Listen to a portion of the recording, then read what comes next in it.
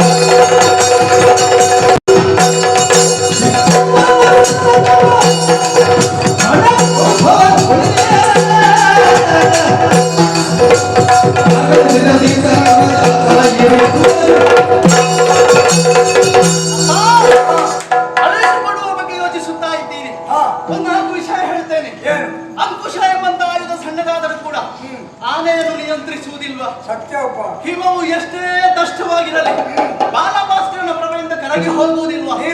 ಬೇಡ. ಕಿಡಿ ಸಣ್ಣದಾದರೂ ಕೂಡ ಲೋಕವನ್ನೇ ಸುಡುವಂತ ಸಾಮರ್ಥ್ಯ ಅಂತ ಖಂಡಿತವಾಗಿ ಉಂಟು.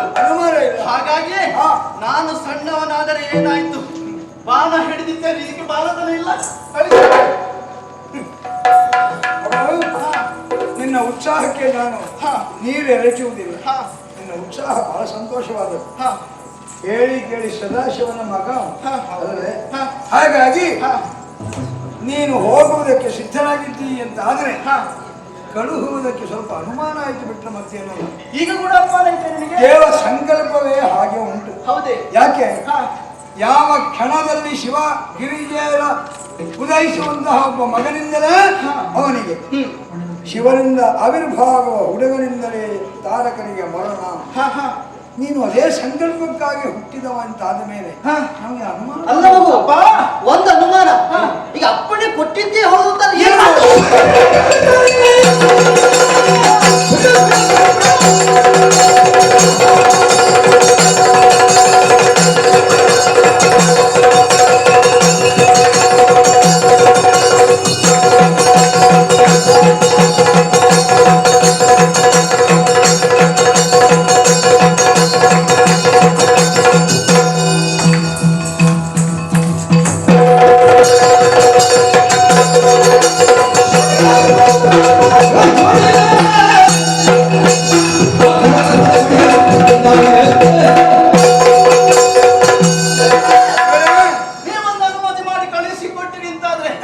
ದೇವರ ಮೇಲೆ ಭಕ್ತಿ ಅವನಿಗೆ ಉಂಟುಂತಾದ್ರೆ, ಈಗ ಹೋಗುವವ ನಾನು ದೇವರ ಮಗ, ನನ್ನ ಮೇಲೆ ಭಕ್ತಿ ಉಂಟುಂತಾದ್ರೆ ಸ್ವರ್ಗವನ್ನು ಮರಳಿ ಕೊಡ್ತಾನೆ. ಇಲ್ಲದ್ರೆ ನೀವೊಂದು ಆಶೀರ್ವಾದ ಮಾಡಿ ಕಳುಹಿಸಿಕೊಟ್ಟು ಸಾಕು. ಆತನ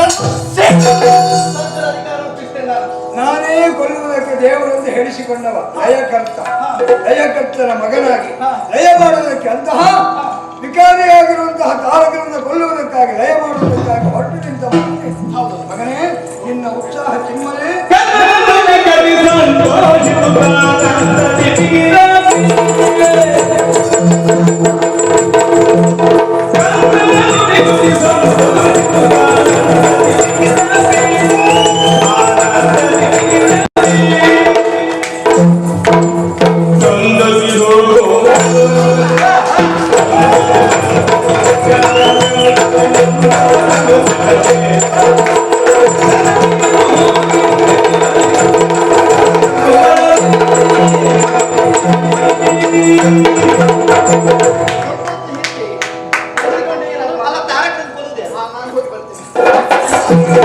ಅಮ್ಮನಿಗೆ ಮಗನ ಮೇಲಿರುವಂತಹ ವಾತ್ಸಲ್ಯ ಆ ಮಗನಿಗೆ ಅಮ್ಮನ ಮೇಲಿರುವಂತಹ ಇರುವಂತೆ.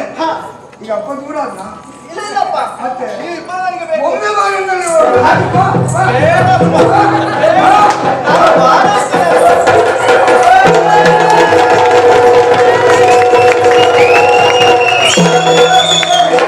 ನನಗೂ ಅಷ್ಟು ಪ್ರೀತಿ. ನೀನು ಹೋಗುವುದು ಲೋಕ ಕಲ್ಯಾಣಕ್ಕಾಗಿ ಶಿವನ ಮಗನಾಗಿ ಹೊರಟು ನಿಂತ ದೇವರಿಗೆ ಸಮಸ್ತರಿಗೂ ಮಂಗಳವನ್ನು ಮಾಡುವುದಕ್ಕೆ ಹೋಗುವ.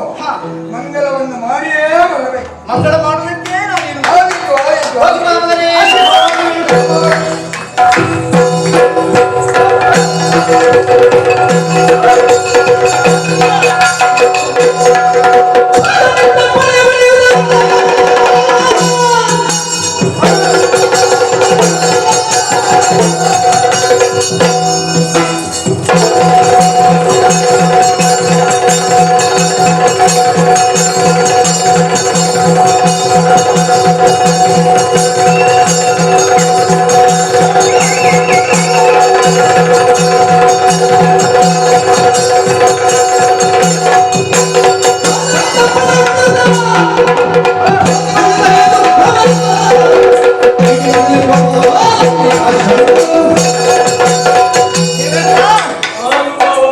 ತಂದೆಯಿಂದ ಆಶೀರ್ವಾದವನ್ನು ಪಡೆಯುತ್ತೇವೆ. ಸ್ವಲ್ಪ ನಂಬಿಕೆ ಇರಲಿಲ್ಲ ನನಗೆ ಅಪ್ಪಣೆಯನ್ನು ಕೊಡ್ತಾರೆ ಇಲ್ವ ಅಂತ.